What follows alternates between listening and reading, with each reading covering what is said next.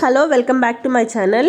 ఇవాల్టి వీడియోలో నేను చూపించబోతున్నాను గిరావులండి. చూస్తున్నారు కదా, ఈ 2 ఆవుల్ని వాళ్ళు సేల్ చేయబోతున్నారు. ఈ ఆవుల కాస్ట్ వచ్చి 1 lakh చెప్పారు. బార్గెనింగ్ అనేది ఉంది. ఈ ఆవులు ఎక్కడో కాదండి ఉండేది, నెల్లూరు డిస్టిక్లోనే.